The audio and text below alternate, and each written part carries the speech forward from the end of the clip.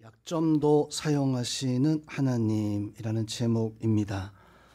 우리 살다 보면 사람은 잘하는 게 있고 또 반대로 소질 없어서 못하는 것들도 있습니다. 그런데 우리 이제 보면 보통 이제 잘하는 것은 자기가 자신이 있으니까 어디 가서든지 간에 그 잘하는 것을 앞장서서 이렇게 잘 해내지만 소질 없는 것은 나서지 않죠. 나서지 않고 그냥 뒤로 빼는 그런 경우들이 있습니다. 아이들이 학교에 가면 학생들은 그 자기 어떤 소질 따라서 어떤 전망을 이제 앞에 진로를 많이들 결정을 하는 것 같아요. 그래서 자기 자신이 잘하는 게 뭔가, 공부하는 게 잘하는가 아니면 어떤 예능 쪽에 잘하는가, 그것을 찾아서 그것을 하려고 참 애를 씁니다. 또 그렇게 내가 좋아하는 것을 알고 그것을 찾아내면 열심히 하면서 또 빼어난 성적도 거두게 되어지는 경우도 있지만, 때로는 학교에서, 때로는 상황 속에서 뭘 잘하는지를 모르는, 그러다 보니까 때로는 열등감에 빠져 있게 되어지는 그런 친구들도 또한 있게 되어집니다. 근데 성도 여러분, 우리 삶 또 주변에 있는 사람들을 보면서 세상에 성공한 사람들을 이렇게 보면 그 성공한 사람들이 자기가 좋아하는 것, 자기가 좋아하는 것만을 해서 성공을 하는가? 그렇진 않은 것 같아요. 자기가 좋아하는 게 아니라 때로는 좋아하지 않았는데 열심히 노력해서 열심히 좀 수고해서 또 좋은 결과를 이뤄내는, 약점을, 자기의 약한 것을 극복하는 이런 모습을 가지고 있는 사람들도 있을 겁니다. 여러분 어떻습니까? 여러분들은 좋아하는 것만 쫓아다니면서 하고 있는가, 아니면 약한 거, 약점도 내가 극복하면서 이겨내면서 우리가 살아가고 있는가? 성공된 인생을 살려면 좋아하는 것도 힘쓰고 애써야 되지만 더 중요한 것은 약점을 극복하는 사람이 정말로 성공하는 사람이다. 이거 너무나 당연한 진리인 것 같습니다.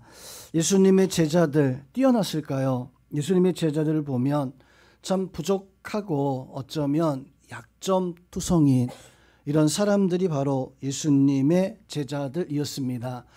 예수님은 이상하셨어요. 왜 굳이 그 당시에 참 잘하는 사람들도 많이 있었는데, 또 하나님을 잘 믿는다고 했던 사람도 많이 있었는데, 그렇게 공부 잘하고 출신이 귀족인 엘리트 같은 그런 사람도 참 많이 있어서 그 사람들을 제자 삼지 않고 왜 예수님은 굳이 힘들게 찾아다니면서 고기잡이하고 있었던 어부들을 제자를 삼으셨을까?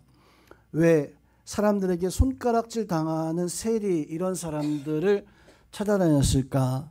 왜 사람들은 빼어난 사람이 아니라 그냥 평범하게 그렇게 살아가는 예수님의 제자들이 사실 다 갈릴리 지역에서 그렇게 평범하게 살아가던 그런 사람들이었습니다.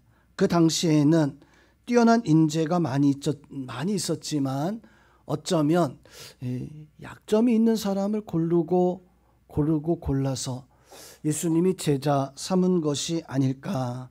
성도 여러분, 오늘 우리는 하나님의 말씀을 통해서 베드로가 예수님 앞에 나아가지만 두 가지의 모습을 가지고 있습니다. 한 가지는 담대한 믿음의 모습도 보여주고, 또 한 가지는 그런 믿음 속에서 두려워하는, 무서워하는 또 베드로의 모습도 같이 보게 되어집니다.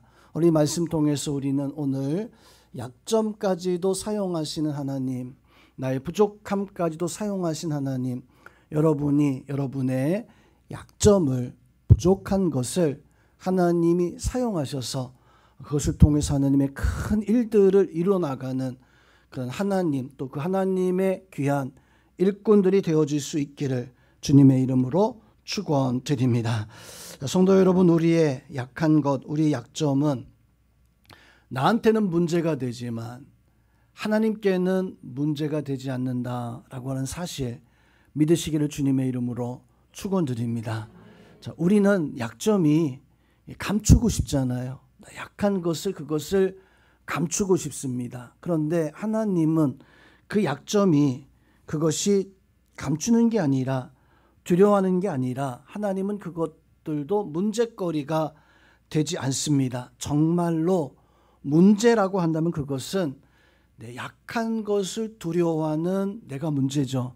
또 그리고 그것을 포기하는 것. 야, 이거 내가 못하는 거니까, 나 이거 안 되는 거니까 라고 이렇게 포기하는 것이 그게 어쩌면 더 큰 문제가 아닌가.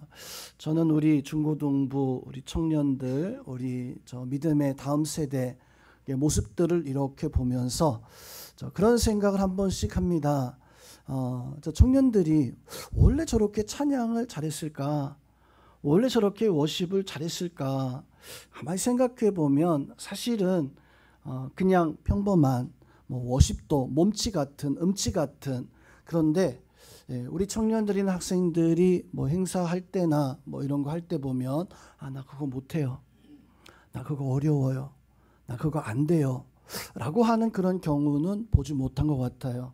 대부분이 아이들이 잘 못하지만 서로 못한다고 낄낄거리면서 웃으면서, 그래서 지금은 이렇게 앞에서 나와서 하기가 조금 좀 애매하지만 이제 새로 건축되면 아마 우리 청년들이 멋있게, 우리 학생들이 멋있게 어떤 퍼포먼스나 찬양들을 할 수 있는 기회가 많이 있을 텐데, 저 아이들 보면서 그런 생각들 많이 합니다. 왜 못하는데 포기하지 않고 같이 했을까? 왜 안 되는데 잘 하지 못하는데 왜 음치인데 박치인데 그냥 따라서 그렇게 할까? 성도 여러분, 그렇게 포기하지 않고 행하다 보니까 우리 청년들이, 우리 학생들이 좋은 어떤 화음과 좋은 어떤 퍼포먼스 같은 것들을 드러내는 것 같아요. 우리 성도님들도 우리 자녀들 보면서 포기하지 않고 살잖아요. 또 믿음 가지고 살려고 애쓰잖아요. 엄마로서 자녀들 보고 배우고 자녀들 보고 깨닫고, 여러분들도 찬양 많이 하시고 여러분들도 댄스도 좀 하시고 앞에서 여러 가지 것들 좀 많이 하실 수 있는, 그래서 우리 모든 성도님들이 막 찬양하면 막 덩실덩실 춤추고 같이 박수치고 같이 기뻐하고 같이 하나님께 영광 돌리는 그런 우리 영혼께 모든 지체가 다 될 수 있기를 주님의 이름으로 축원드립니다. 아멘한 사람 다 하세요. 자, 성도 여러분, 하나님의 관심은 어디 있을까요? 하나님의 관심은 약한 자에게 있습니다. 믿으십니까? 네, 하나님의 관심은 그 약한 자를 들어서 사용하십니다.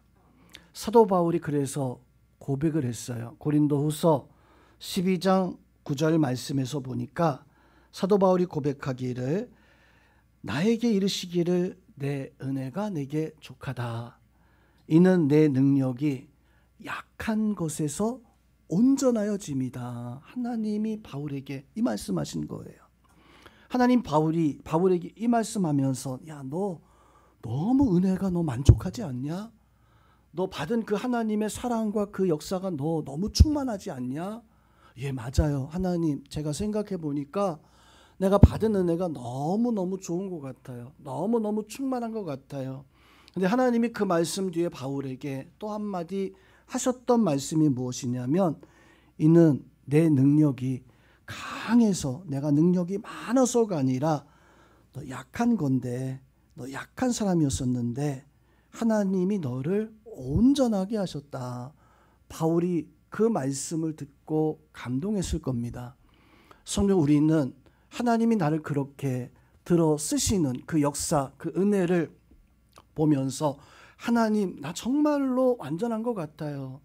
아까 우리 권사님이 7, 8 여선교회 다 이쁘다고 그래가지고 제가 딱 나오면 누가 가장 이쁠까 여기 앉아서 보니까 이병림 권사님이 다 가려가지고 이병림 권사님밖에 안 보였어요. 자, 그런데 우리 하나님이 우리를 보셨을 때 우리 온전하고 완전한 그런 모습을 가지고 있어야 되잖아요. 자, 그런데 하나님이 바울에게도 이렇게 말씀한 것처럼 그 말씀 뒤에 이렇게 말씀합니다. 그러므로 도리어 내가 기뻐함은 나의 여러 약한 것에 대해서 나는 자랑한다. 바울이요, 하나님께서 바울아 너 온전하지? 내가 너를 약한 것에서 너를 그렇게 크게 세운 거야 라고 이렇게 얘기하니까 바울이 그 말씀 듣고 그러므로 내가 기뻐하기 시작합니다. 하나님 내가 기뻐하겠습니다. 내가 하나님 앞에 감사하겠습니다. 왜요? 나 여러 가지 약한 것들을 하나님이 이렇게 온전하게 해주셨습니다. 성도 여러분, 이런 약한 것을 하나님은 온전케 하시고 그 약한 것을 들어서 하나님 사용하시는, 하나님은 약한 것이 문제가 되지 않는다 깨닫고 나의 부족함이 하나님의 손에 붙잡혀서 쓰임받을 수 있는 약한 것조차도 하나님이 강하게 하시는 그런 역사와 은혜가 오늘 이 자리에 있는 모든 성도님들에게 충만하기를 주님의 이름으로 축원드립니다. 자, 그러면 우리는 우리 약한 것을, 우리 부족한 것을 감춰야 될까요? 그것을 사용하지 않아야 될까요? 하나님은 그것에 대해서 아무 상관하지 않습니다. 오늘 말씀에서 보니까 베드로가 등장하는데, 베드로는 예수님 앞에 부름받았을 때 사실 여러 가지 문제거리들을, 여러 가지 것들을 가지고 있었습니다. 문제도 많았고 약점도 많았던 사람 바로 베드로였었어요. 자, 오늘 말씀에서도 그렇습니다. 베드로는 약점 한 가지가 있었는데 그것은 너무 급한, 너무 이제 순간적으로 변해버리는, 오늘 예수님이 물 위로 걸어오실 때 그 모습을 보고 당황하기 시작합니다. 감동하기 시작해요. 정말 우리 주 예수 그리스도, 야 그분이 저렇게 물 위를 걸어오시는 거야 라고 베드로가 그 모습을 보고 처음에는 무서웠지만 감동하기 시작해요. 그리고 감격하기 시작해요. 그리고 베드로가 예수님에게 대뜸 그렇게 말씀합니다. 정말로 예수님 맞습니까? 정말로 내가 믿고 내 스승, 나의 선생님, 나를 사람 낚는 어부가 되게 하신 그 예수님 맞습니까? 라고 이렇게 물어보니까 예수님이 내가 그 사람이다.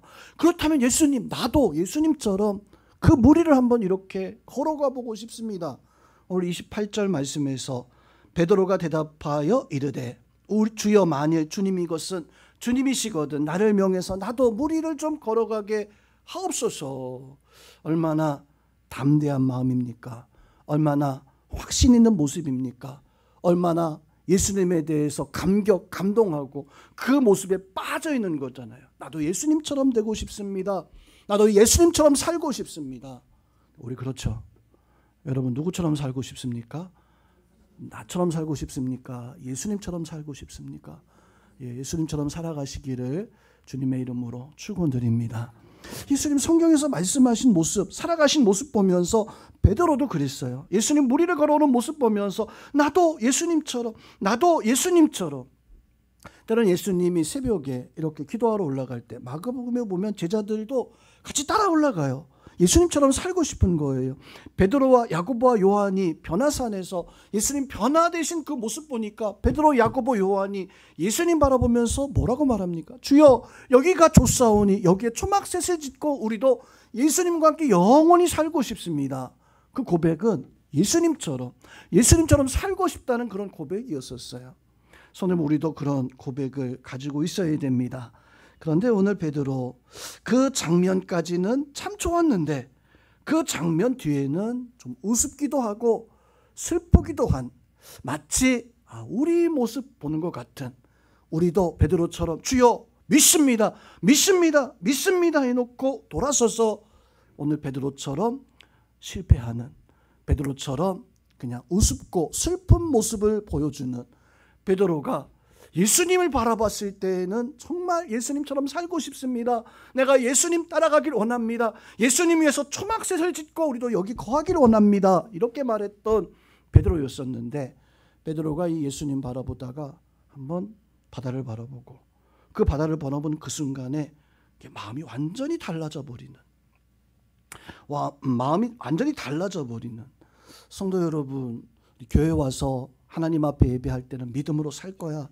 나 하나님 내 약점까지도 나를 온전케 하시는, 나를 기쁘게 사용하시는 그런 하나님이시야 라고 이렇게 믿고 믿음 가지고 막 뜨거운 은혜를 받았다가, 우리 집회할 때 많이 그렇게 하잖아요.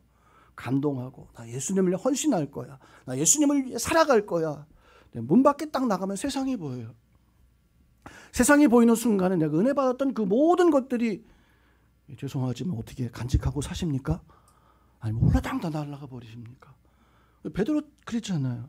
예수님 바라볼 때는 주여 내가 물 위에 뛰어들겠습니다라고 했다가 물 위에서 저벅저벅 예수님을 향해서 정말 내가 예수님 위해서 사네요. 예수님처럼 되네요. 라고 그렇게 말했던 베드로가 그만 물 위에서의 예수님이 아니라 바로 그 바다를 보자마자 두려움에, 걱정에, 염려에, 세상 것에 휩싸여 버리는 그런 모습으로 넘어지고 실패하는 이런 베드로의 모습을 보게 되어집니다. 우리 베드로의 모습을 보면서 성도님은 우리는 나도 베드로 같은데, 나도 이런 모습 같은데, 그런데 성경이 베드로가 그렇게 실패하는 모습으로만 끝이 난다면 우리는 어쩌면 늘 언제나 베드로 같은 모습으로 믿었다가 넘어졌다가 그런 모습으로만 살아가야 될 것 같아요. 그런데 베드로는 복음서의 말씀에서 보면 이렇게 믿었다가 흔들리기도 하고 칭찬받았다가 사탄아라고 하는 그런 말씀도 책망도 듣기도 했었던 그 사람이 베드로였었어요. 그런데 이 베드로 사도가 복음서의 말씀을 지나서 사도행전으로 넘어가게 되어지면 정말 완전히 달라진 사람이 되어집니다. 복음서에서 제자 베드로와 사도행전의 말씀에서 나오는 베드로 사도의 모습은 너무나도 달라져요. 우리는 복음서의 베드로의 그 천둥벌거숭이 같은 우리 청년들 천둥벌거숭이 뜻 뭔가 알아요? 서윤아 알아? 모르는 것 같은데 개구장이 같은 그러면서 말 잘 안 듣는 천둥벌거숭이라고 그러죠. 그런 모습이었었어요. 그런데 사도행전에 딱 넘어오면 베드로의 모습이 완전히 달라집니다. 사람들이요 베드로를 복음서에서 있는 베드로의 모습을 보고 쫓아갈 수가 없을 거예요. 그런데 사도행전의 말씀에서 보면 베드로가 어떤 모습으로 보여지냐면 우리 5장 사도행전 5장 15절 16절 말씀을 같이 한번 보겠습니다. 베드로를 사람들이 어떻게 대접을 하는가? 사도행전 5장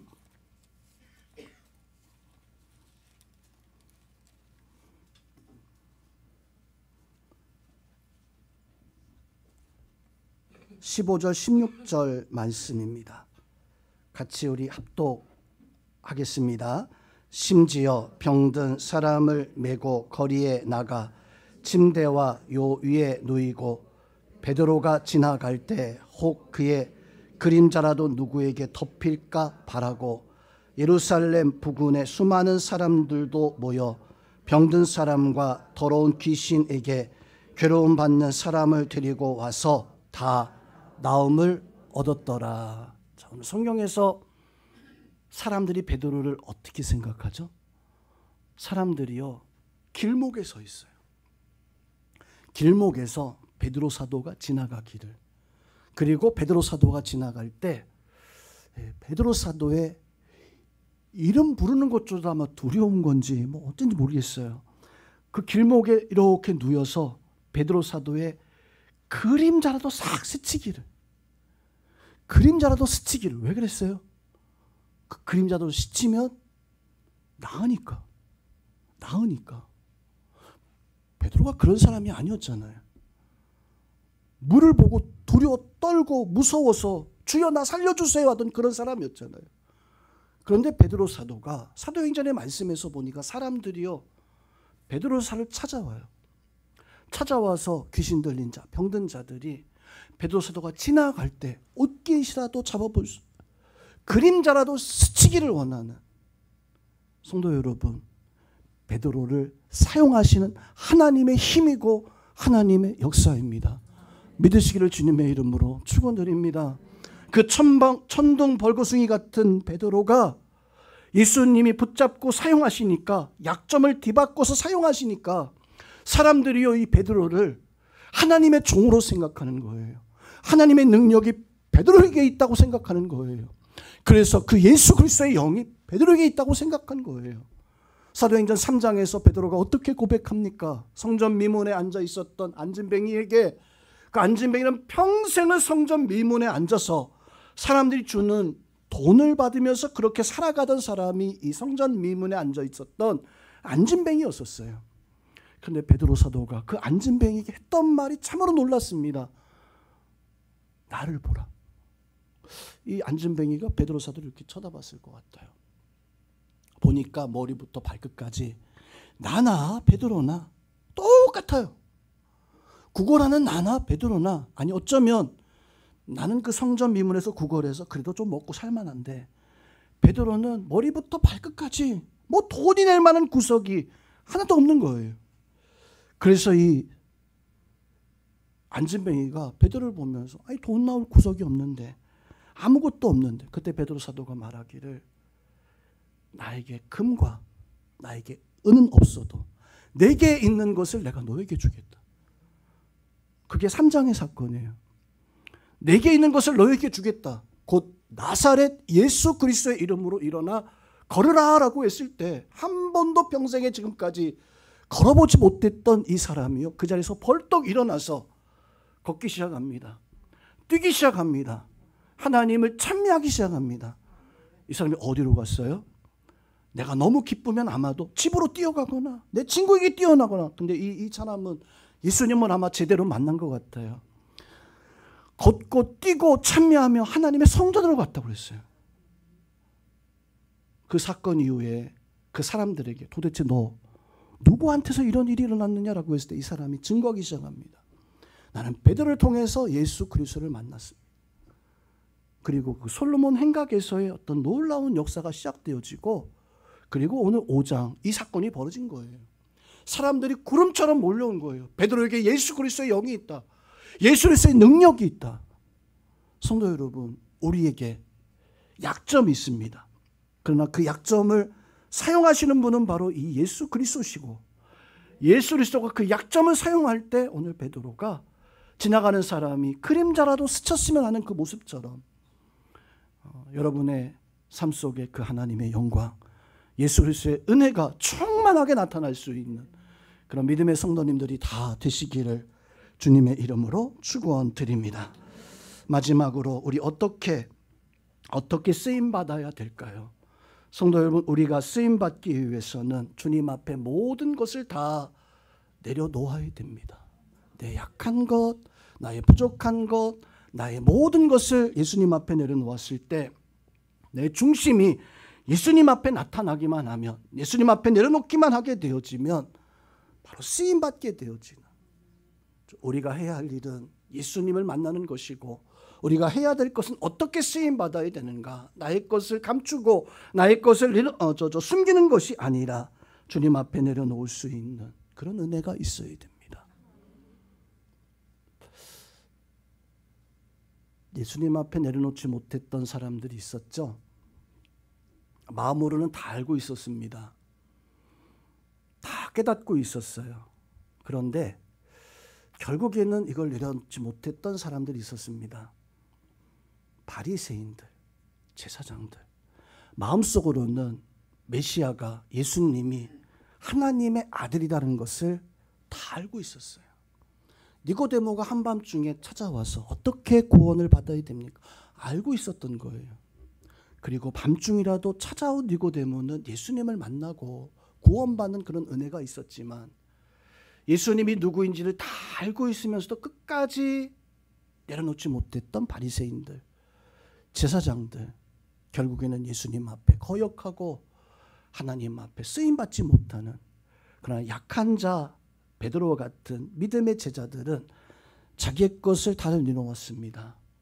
물고기와 그물을 버려두고 세관의 돈다발을 버려두고 예수님이 나를 따라오라 명하였을 때 나사렛에서 무슨 선한 것이 나겠느냐라고 했었던 그런 사람들이 예수님 말씀을 듣고 예수님만이 나의 메시아, 나의 구원주라는 것을 고백하고 살아갔을 때 참다운 하나님의 은혜가 그들 가운데 임하였던 것처럼 우리 성도님도 그런 모습으로 살아갈 수 있는 우리 성도님들이 다 되어질 수 있기를 주님의 이름으로 축원드립니다.